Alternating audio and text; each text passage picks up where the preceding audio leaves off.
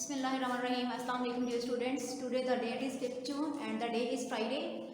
And the diary of English is past indefinite tense. Diary of English is unit number 6, part number 2, translation. Social studies diary is unit number 7, MCQs and fill in the blanks. And the maths diary is exercise 7.1, question number 4. First we will start the diary of math, exercise 7.1. Your question number is 4. Find the following percentages. यानी मदद से percentages को find करें. 8% of 50 it's mean के 50 का 8% कितना होगा. Solution हम इसका करेंगे. 8% शो किसको करेगा 8/100 मल्टीप्लाई बाय 50. उस सेम टेबल से हम इसको कट करेंगे. 0 को हमने 0 से कट कर लिया. 5 1 जा 5, 5 2 जा 10. अब 8 और 2, 2 1 जा 2, 2 4 जा 8. तो आपका आंसर आ जाएगा 4. यानी 8% ऑफ 50 का 4 जो है वो आंसर बनेगा. सेकंड 64% ऑफ 25 यानी 25 का 64% कितना है. 64% को हम लिखेंगे 64/100 ऑफ 25 है तो मल्टीप्लाई 25. 25 को हम लेके जाएंगे 100 तक तो आपके पास आएगा 25 4 जा 100. अब 64 और 4 जो है ये 4 के टेबल पे दोनों कट हो रहे हैं. 4 1 जा 4. यहाँ हम करेंगे 4 1 जा 4 तो 2 हमने कैरी कर लिया. ये 24 बनेगा. 6 4 जा 24 होगा. तो आपका आंसर आ जाएगा 16. क्वेश्चन नंबर 3 है आपका 75% ऑफ 4 यानी 4 का 75% कितना होगा. 75% ऑफ 4, 75% को हम फ्रैक्शन में लिखेंगे. 75/100 मल्टीप्लाई बाय 4. 4 के टेबल से ये कट होगा. 4 2 जा 8, 2 कैरी किया तो 20 हो जाएगा. 4 5 से 20 तो 25 आपके पास आएगा. लेकिन 75 भी 25 से कट हो रहा है तो 5 के टेबल से हम इसको कट करेंगे. 5 5 जा 25, 5 1 जा 5, 2 कैरी किया था तो 5 5 जा 25. अब 5 और 15 पे कट हो रहे हैं. 5 1 जा 5, 5 3 जा 15.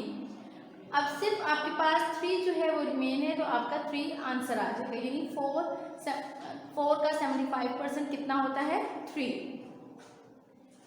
The next question is 3.5% of 1000 यानी 1000 का 3.5%. 3.5% ऑफ इस तरह हम इसको भी फ्रैक्शन में कन्वर्ट करेंगे. 3.5/100 मल्टीप्लाई 1000. अब यहाँ देख लेंगे ये आपका डेसिमल में तो हम इसका डेसिमल जो है वो खत्म करेंगे और इसके लिए पॉइंट की जगह हम 1 लगाएंगे और आगे पॉइंट के बाद जितने डिजिट होते हैं उतने 0 मेंशन किए जाते हैं. पॉइंट के बाद 1 डिजिट है तो आपके पास एक 0 मेंशन होगा तो ये 10 हो जाएगा. मल्टीप्लाई 100. यहाँ 100 और 10 को मल्टीप्लाई करेंगे तो आपके पास 1000 आ जाएगा. Multiply by 1000 35/1000 multiply 1000. 1000 को 1000 से हमने कैंसिल कर दिया तो आपके पास 1000 का 3.5% जो है वो आएगा 35. क्वेश्चन नंबर 4 है आपका इसका 5th पार्ट. 50% ऑफ 180 यानी 180 का 50% कितना होगा. 50% को हमने फ्रैक्शन में कन्वर्ट कर लिया. Multiply by 80. अब यहाँ देखिए 100 है आपके पास तो एक 0 180 के 0 से कैंसिल हम कर देंगे और एक 50 के 0 से कट कर देंगे तो आपके पास बचेगा 5 मल्टीप्लाई 18. इन दोनों को हम मल्टीप्लाई करेंगे. 8 5 जा 40, 0 4 कैरी किया. 5 1 जा 5 प्लस 4 9.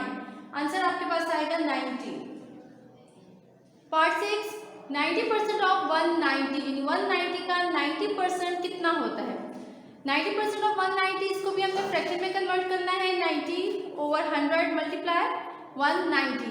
यहाँ पे भी हम यही करेंगे कि एक 0 हम कट कर देंगे 190 के साथ और एक 0 आपका 90 के साथ तो 9 मल्टीप्लाई 19 आपके पास बाकी बचेगा. इन दोनों को मल्टीप्लाई करेंगे. 9 9 जा 81, 1 लगाया. 8 हमने कैरी कर लिया. 9 1 जा 9 प्लस 8 70. तो आपके पास क्या आ जाएगा 171 इसका आंसर आएगा. इसके जो रिमेनिंग पार्ट्स हैं बच्चों वो आपने अपने रफ रजिस्टर्स पे करने हैं.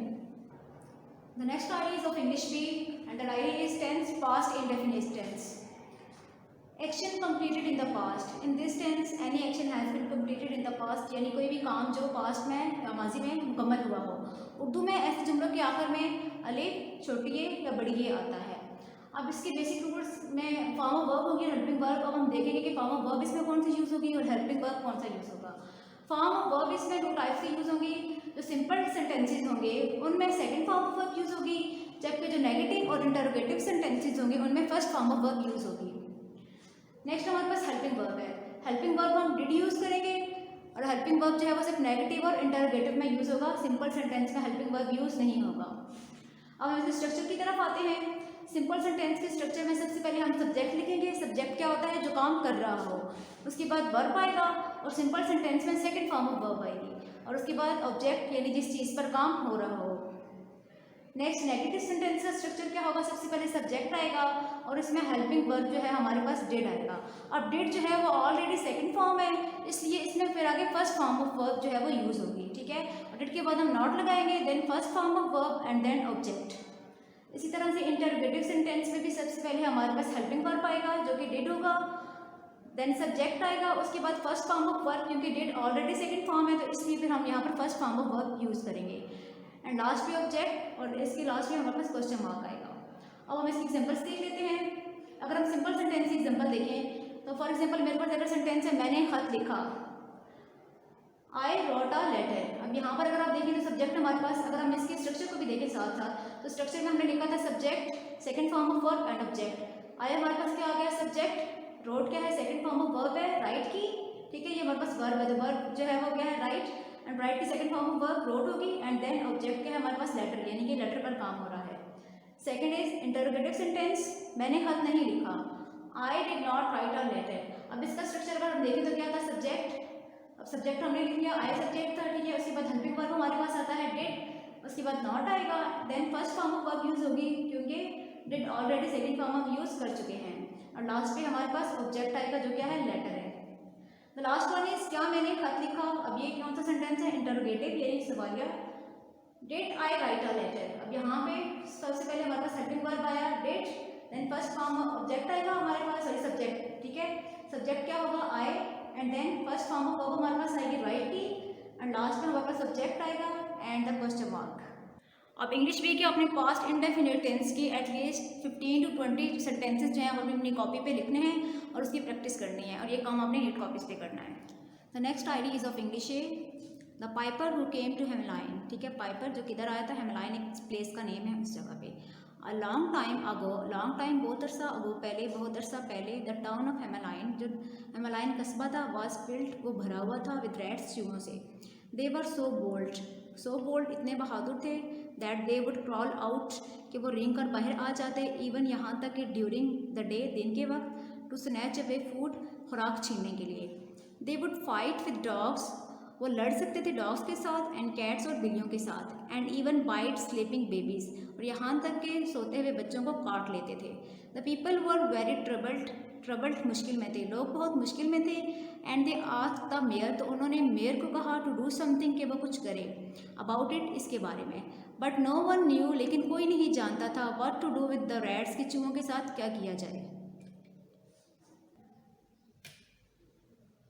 The next idea is of social studies, MCQs of chapter number 7, cotton and cotton goods being to the country our billion a year।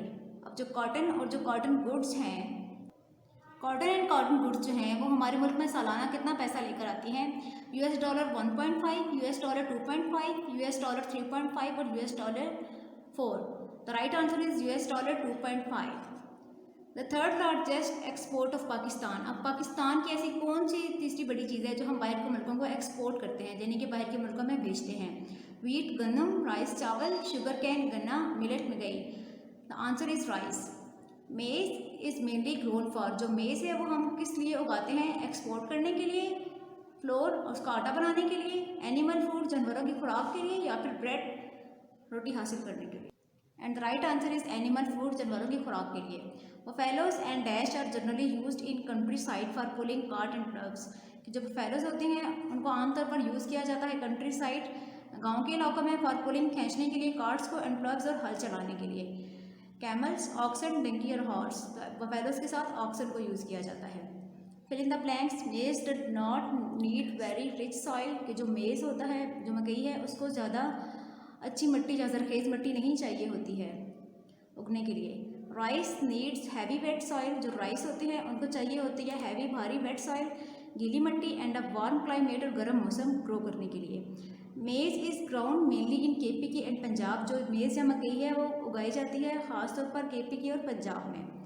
Wheat is the main crop of Pakistan, जो गंदम है वो पाकिस्तान की main crop या अहम फसल है। पाकिस्तान जो है प्रोड्यूस पैदा करता है about 10% of all the world's cotton, दुनिया में जितनी भी कॉटन पैदा होती है उसका 10% जो है वो पाकिस्तान प्रोड्यूस करता है। अब जितनी भी डायरी आपको दी गई है सब आपने अच्छी तरीके से याद भी करनी है और उसको अपनी नीट कॉपीज़ पे नोट भी करना है।